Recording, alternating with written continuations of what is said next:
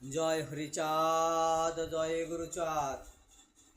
এই মতুয়ারা যে হরিনাম করতে করতে মাটিতে ভুলণ্ঠিত হয়, যে মাটিতে গড়াগড়ি দেয়, কেন গড়াগড়ি দেয়?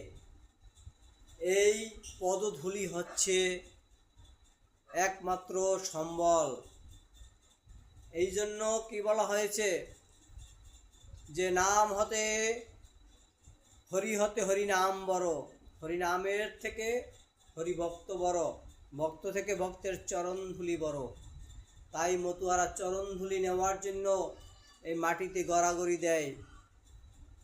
মাটিতে যখন গড়াগড়ি দেয় আর হরিনাম করে, তখন তার শরীর, তার দেহ মন শীতল হয়ে যায়।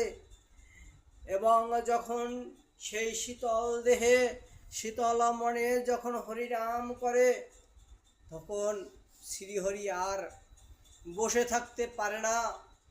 তখন সেই ভক্তের কাছে এসে দেখা দেয়, ভক্তেরা মনোবাসনা পূর্ণ করেন। ভক্তের জন্যই তো ভগবান। ভক্তের দুঃখ কষ্ট দূর করে, ব্যথা বেদনা দূর করে। একজন ভক্তের মনোবাসনা পূর্ণ করার জন্যই তো দয়াল শ্রীহরি সর্বদা আমাদের আশীর্বাদ করে থাকেন। আজ সেই আশীর্বাদে পুষ্ট হয়ে মতুয়া জনগোষ্ঠী, গোসাই গুরু পাগল যারা রয়েছেন, তারা বাক্য সিদ্ধি হয়েছেন।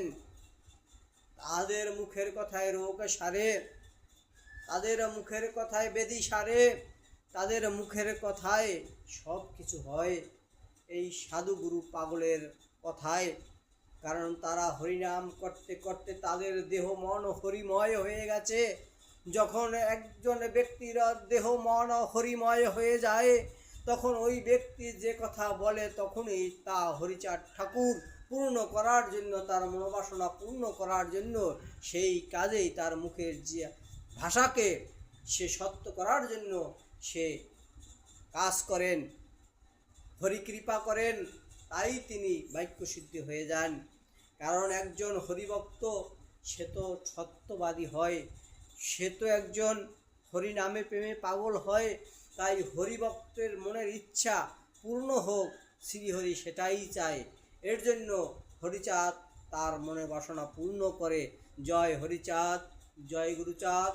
আসুন সকলে আমরা হরিনামে প্রেমে মাতোয়ারা হই, হরিনামে আমরা মেতে থাকি।